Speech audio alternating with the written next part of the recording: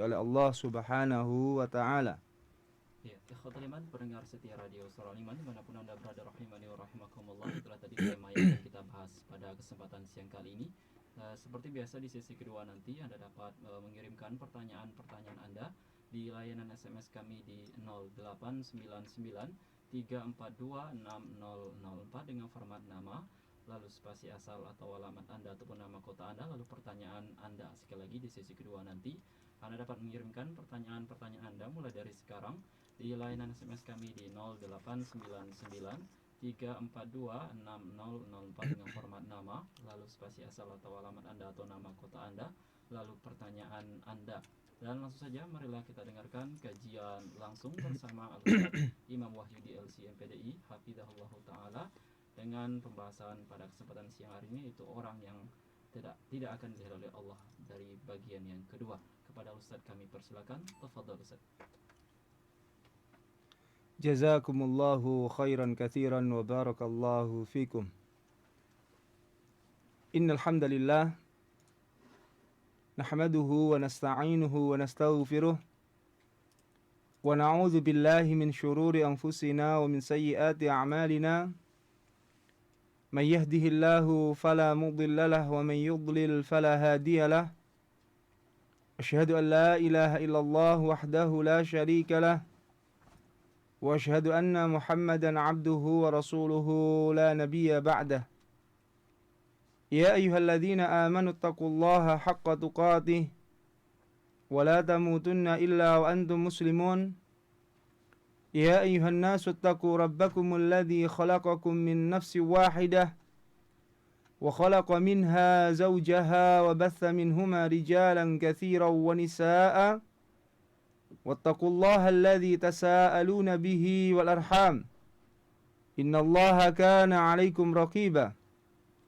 Ya ayyuhalladzina amanu taqullaha wa qulu qawlan sadida yuslih lakum a'malakum wa yaghfir lakum dhunubakum wa man yuti'illaha wa rasulahu faqad faza fawzan 'azima. Amma ba'd, ma'asyiral muslimin rahimani wa rahimakumullah. Alhamdulillah, pada kesempatan yang berbahagia ini kita dipertemukan kembali oleh Allah Subhanahu wa taala dalam satu pembahasan, dalam satu kajian yang semoga hal ini termasuk di dalam majlis zikir mengingat Allah Subhanahu wa taala yang dibanggakan oleh Allah Subhanahu wa taala di hadapan para malaikatnya. Dan insyaallah pada kesempatan yang berbahagia ini akan kita lanjutkan pembahasan tentang keadaan orang-orang muslim yang bermaksiat kepada Allah di hari kiamat, yaitu orang-orang yang tidak akan dipandang, tidak akan diajak bicara oleh Allah Subhanahu wa taala karena Allah murka terhadap mereka.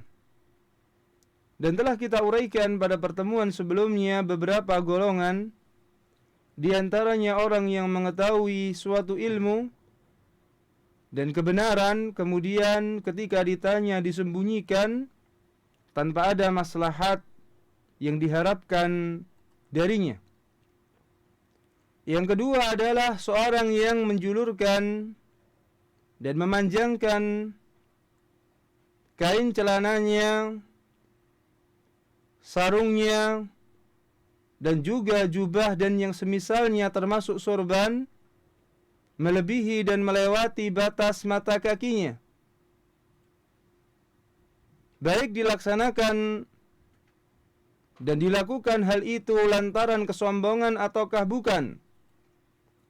Dan bila dilakukan lantaran kesombongan, maka siksaannya lebih pedih dan ancamannya lebih dahsyat dari Allah Subhanahu wa taala. Orang ketiga yang tidak diajak bicara dan tidak dilihat oleh Allah karena murka kepadanya adalah seorang penjual dan pedagang yang menjual barang dagangannya dengan sumpah palsu menyatakan suatu barang yang dijualnya baik, akan tetapi ternyata mutunya di bawah yang dijelaskan, sehingga sumpahnya adalah sumpah bohong dan palsu. Yang keempat adalah seorang yang suka mengungkit-ungkit kebaikannya dan menagih-nagih kebaikannya untuk dibalas. Maka ini juga Allah Subhanahu wa taala murka terhadapnya sehingga tidak mau melihat dan mengajak bicara orang seperti ini. Selanjutnya, ma'asyiral muslimin rahimani wa rahimakumullah, dalam hadis yang lain ditambahkan beberapa golongan manusia yang kelak juga tidak dilihat dan tidak diajak bicara oleh Allah karena Allah murka terhadap mereka. Yaitu yang pertama, seorang yang tidak mau memberikan air yang berlebih kepada musafir yang kehabisan perbekalan. Kemudian yang kedua adalah seorang yang berbaiat kepada seorang pemimpin, akan tetapi apabila sang pemimpin itu tidak memberikan apa yang dia inginkan, kemudian dia membelot dan berkhianat.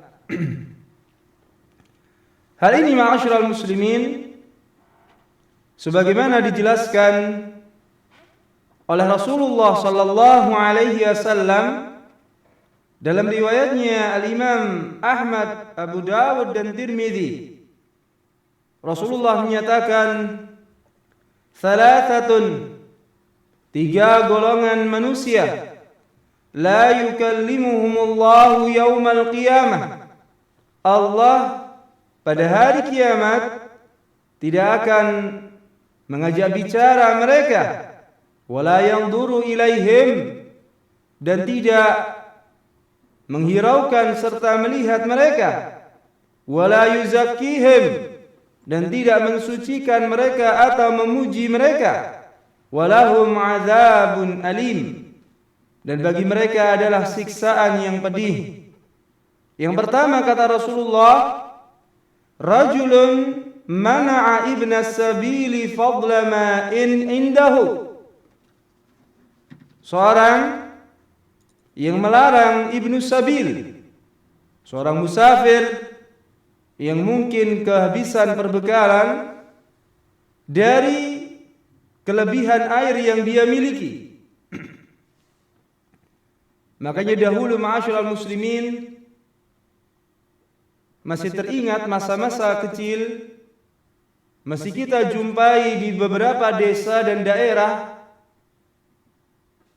disediakan di depan rumah penduduk minuman dari kendi, minuman air putih matang yang ditaruh di kendi-kendi di depan rumah, sehingga siapa saja yang lewat bisa menikmatinya, bisa meminumnya dan menghilangkan dahaganya tanpa dipungut biaya sepeser pun.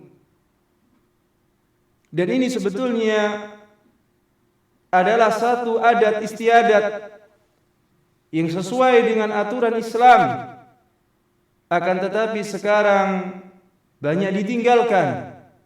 Wallahu a'lam. Sebagian pernah terjadi berbuat baik seperti ini malah mendapatkan hukuman karena yang meminum air yang disediakan di depan rumah ternyata keracunan. Kita tidak tahu siapa yang menaruh racun. Yang jelas bahwasannya orang-orang yang melakukan keburukan ini telah menghapuskan salah satu adat istiadat yang sangat mulia, yaitu menjauhkan diri dari sifat bakhil, dari harta yang berlebih, dari harta yang sangat murah, kelebihan air, sehingga zaman sekarang sangat sulit kita jumpai ada rumah yang menyediakan minuman air putih secara gratis seperti di zaman-zaman terdahulu. Allahul musta'an, hanya kepada Allah kita meminta pertolongan. Yang kedua, ma'asyiral muslimin, golongan yang tidak dilihat dan tidak diajak bicara oleh Allah karena Allah murka kepadanya adalah wa rajulun halafa ala sil'atihi ba'dal asri, yakni kadiban. Seorang pedagang yang bersumpah menjual barang dagangannya dengan sumpah palsu dan bohong, sebagaimana pada hadis yang sebelumnya. Bersumpah demi Allah bahwa barang ini mutunya adalah A, kelas A, istimewa. Ternyata mutunya adalah C, rendahan. Seorang pembeli pasrah kepada pedagang, apapun yang dikatakan oleh pedagang bahwa barangnya baik diterima, karena mayoritas pembeli adalah tidak faham terhadap jenis-jenis barang tertentu, dan mayoritasnya pasrah terhadap pedagang. Maka sungguh ironis dan sungguh menyedihkan dan betapa teganya ketika saudaranya menyerahkan kepercayaan, menyerahkan amanah, seakan-akan menyerahkan dirinya,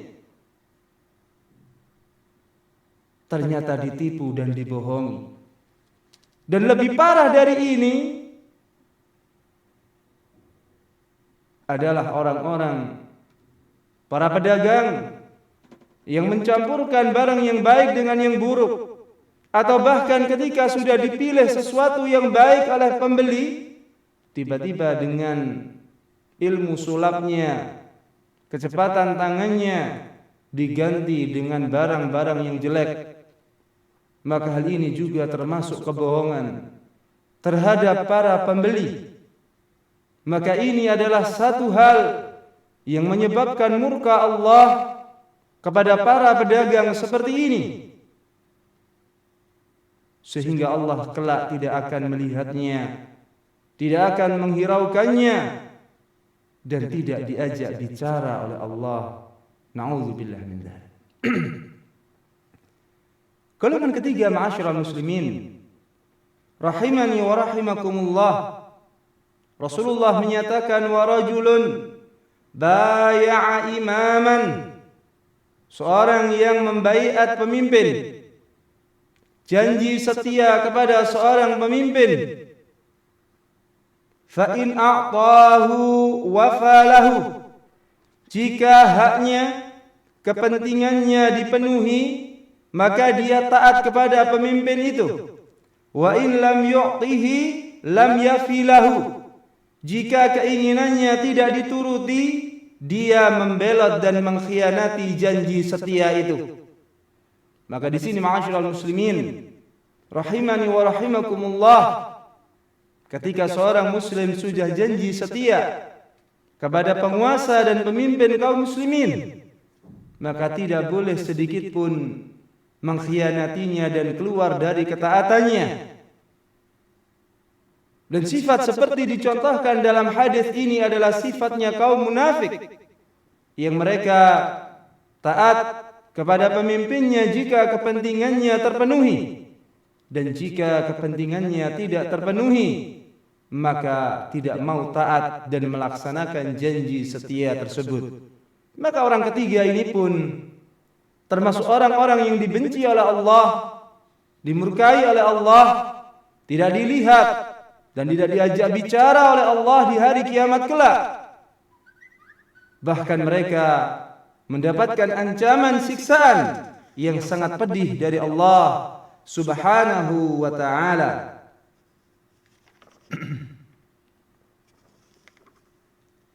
Selanjutnya, ma'asyiral muslimin rahimani wa rahimakumullah, orang-orang yang termasuk dimurkai oleh Allah Subhanahu wa ta'ala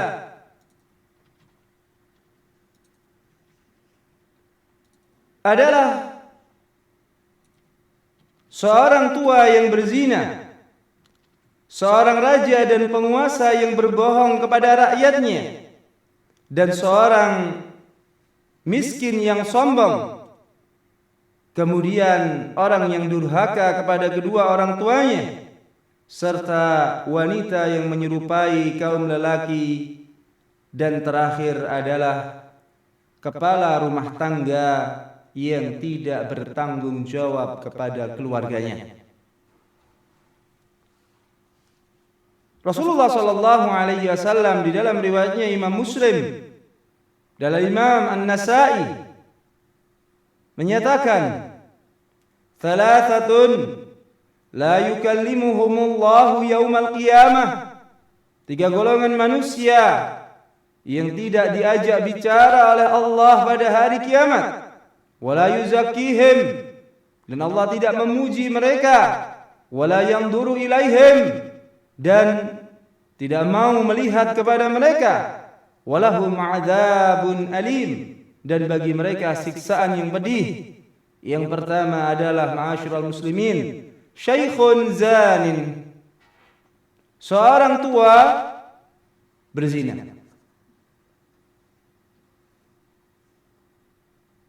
Ma'asyiral muslimin rahimani wa rahimakumullah, tidak jauh dari benak kita bahwasanya perzinaan adalah erat hubungannya dengan pengaruh nafsu syahwat, yang tentunya hal ini secara logika dan keumumannya adalah begitu berkobar dan begitu kuat pada diri para pemuda, sehingga Rasulullah sallallahu alaihi wasallam memberikan solusi yang tidak ada tandingannya bagi para pemuda ketika syahwat mereka telah sempurna, syahwat mereka telah memuncak terhadap lawan jenisnya, sehingga dipanggil oleh Rasulullah sallallahu alaihi wasallam, "Ya ma'syarasy syabab, man istata'a minkumul ba'ata falyatazawwaj."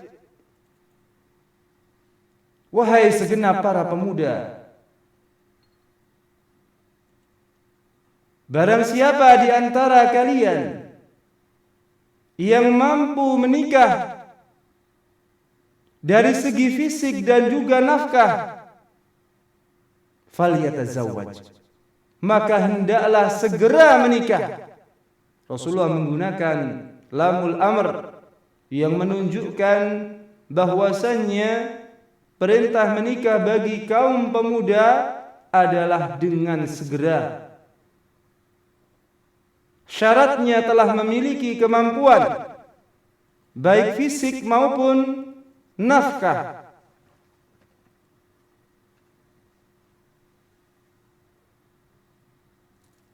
Yang ini, ma'asyiral muslimin rahimani wa rahimakumullah, memberikan isyarat bahwa ketika kekuatan para pemuda yang telah sempurna dan tidak mungkin untuk dibendung lagi, maka tidak ada jalur dan jalan yang bisa menyelesaikannya dan menghentikannya kecuali disalurkan sesuai dengan syariat Allah Subhanahu wa ta'ala.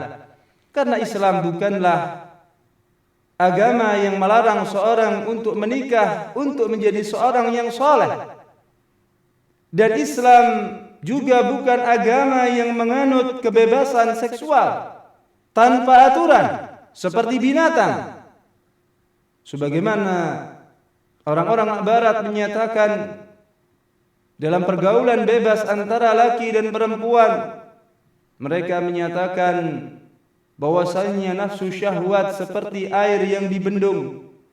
Apabila terus dibendung dan tidak disalurkan, maka ketika pecah akan luber dan menjadi banjir bandang yang berbahaya. Maka biarkanlah para pemuda dan pemudi bergaul bebas, supaya nafsu syahwat mereka bisa terkendali. Tapi ternyata teori ini gagal total, ma'asyiral muslimin rahimani wa rahimakumullah. Betapa mereka lupa bahwa nafsu syahwat adalah lebih tepat seperti perumpamaan para ulama, seperti kuda.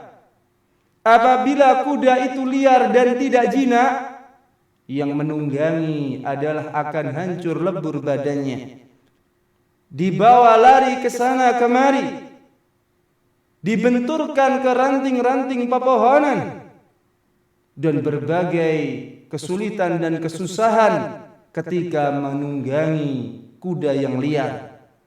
Artinya sang kuda tidak bisa dikendalikan, justru yang harus ikut dan dikendalikan adalah penunggangnya. Maka orang-orang barat, ma'asyiral muslimin rahimani wa rahimakumullah, ketika nafsu mereka disalurkan begitu bebas, ternyata tidak kunjung reda, malah berkobar, sehingga yang muncul adalah kelainan seksual, sehingga mereka tidak lagi puas dengan lawan jenisnya karena sudah bosan, sehingga kepuasannya adalah sesama jenis. Itu pun tidak juga memuaskan nafsu yang tersimpan di dalam diri mereka, sehingga harus disalurkan kepada hewan, na'udzubillah min dzalik. Maka dari itu, ma'asyiral muslimin, Islam adalah agama pertengahan yang tidak terlalu berlebihan dalam mengunggulkan hawa nafsu, dan bukan agama yang menafikan manusia sebagai pemilik hawa nafsu. Akan tetapi disalurkan sesuai dengan aturan-aturan yang sah, sehingga tidak bermudarat kepada pemiliknya dan tidak merusak tatanan masyarakat. Kembali, ma'asyiral muslimin rahimani wa rahimakumullah, ketika Rasulullah membandingkan ataupun menganjurkan para pemuda menikah karena syahwat yang begitu hebat, maka lain kondisinya dengan seorang yang tua. Seorang yang tua identik dan kebanyakannya fisiknya menurun. Tidak ada satu manusia pun di dunia ini ketika dia sudah tua, fisiknya lebih kekar daripada ketika muda. Tidak ada satu manusia pun di dunia ini ketika tua tenaganya lebih kuat daripada ketika muda.